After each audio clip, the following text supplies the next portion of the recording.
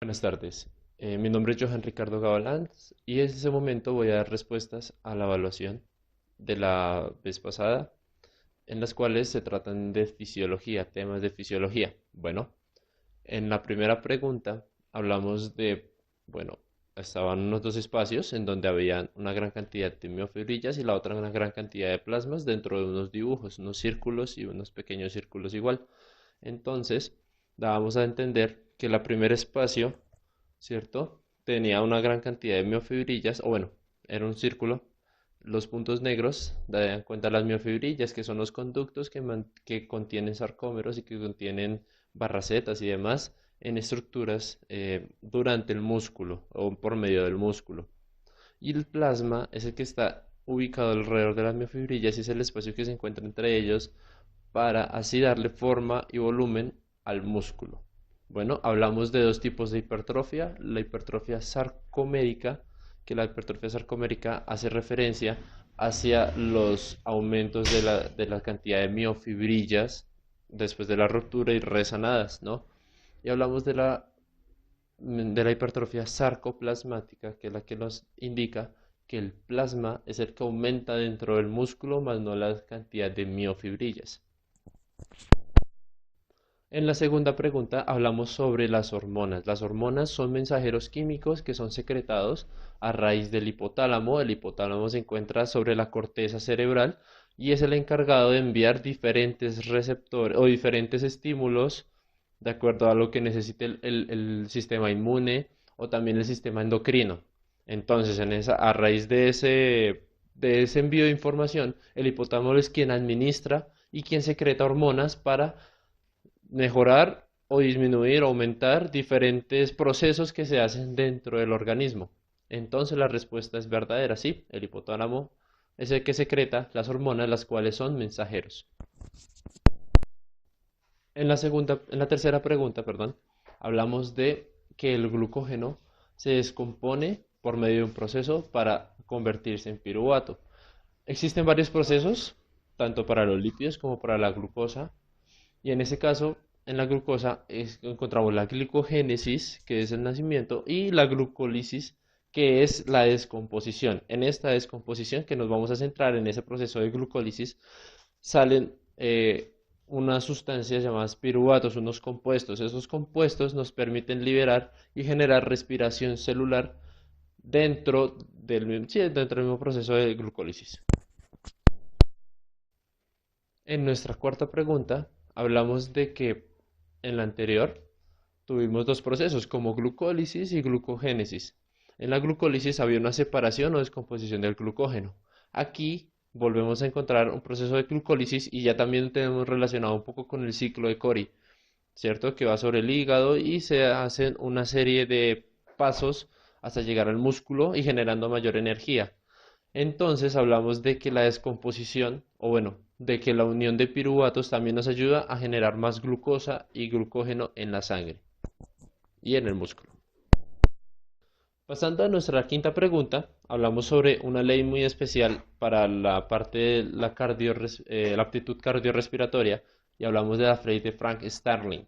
Frank Starling nos hablaba que el gasto cardíaco era equivalente hacia la frecuencia cardíaca por el volumen sistólico. La frecuencia cardíaca es el número de latidos por minuto y el volumen sistólico es la cantidad de sangre eyectada o del proceso sistólico del corazón a raíz del cuerpo. Entonces, hablamos de que hay un gasto cardíaco y entre mayor frecuencia cardíaca debe haber mayor volumen sistólico, pero a veces en personas desacondicionadas puede generarse unos datos o unos componentes inversamente proporcionales, ¿no? Hablando de esta pequeña introducción acerca de la ley de Frank-Starling, hablamos de una respuesta y era la distensión, que entre mayor distensión hay mayor contractibilidad, teniendo en cuenta esta ley entre gasto cardíaco igual a frecuencia cardíaca por volumen sistólico. Bueno, séptima pregunta, si no estoy mal, o sexta, nos habla sobre la adaptación, sobre diferentes adaptaciones que tiene el organismo mediante el ejercicio y sobre la actividad física, ¿no? Y entre este caso estamos hablando de una adaptación crónica llamada elasticidad, sobre todo en los vasos sanguíneos y en los músculos también. La elasticidad se refiere a que la forma o el tejido pueda expandirse por fuerza o pueda perder su tamaño original, pero al fin y al cabo su resultado va a ser recuperar su forma original. Esto nos permite mantener y mejorar nuestra capacidad aeróbica, sobre todo en arterias, venas, arteriolos, etcétera, y que haya un buen proceso de vasodilatación y vasoconstricción mediante la recuperación muscular. También hablamos de factores de riesgo o patologías que afectan a una persona, ¿no? Y entonces entramos a la pregunta número 7, que nos habla sobre el hipertiroidismo, ¿no?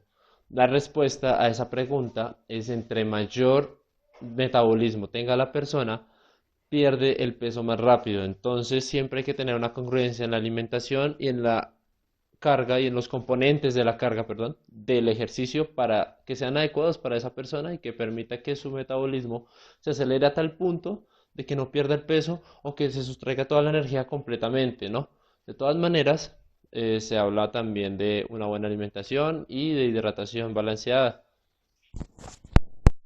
Bueno, dando continuación, estamos en la pregunta número 8, la cual nos habla sobre los músculos superficiales y profundos en un orden específico, en los cuales se encuentran del cinturón abdominal. Los músculos que atraviesan toda esta zona nos permiten mayor estabilidad con ayuda de una buena activación, ¿no? Y estamos empezando a hablar, o empezamos a hablar, desde el primer músculo que se llama el oblicuo externo. El oblicuo externo está ubicado desde la línea del alba, que prácticamente esa línea es muy importante ya que une todos los músculos y que es muy frágil a la vez siempre y cuando no se genere una buena activación.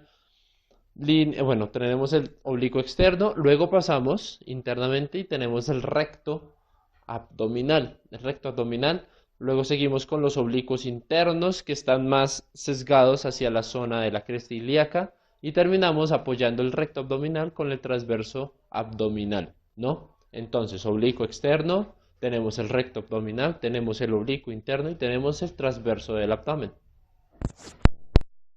Muy bien, para pasar a nuestra última pregunta, la número 9, estamos hablando de los pulmones. En los pulmones tenemos un tejido llamado pleura, que es el que recubre la cavidad torácica en los dos pulmones.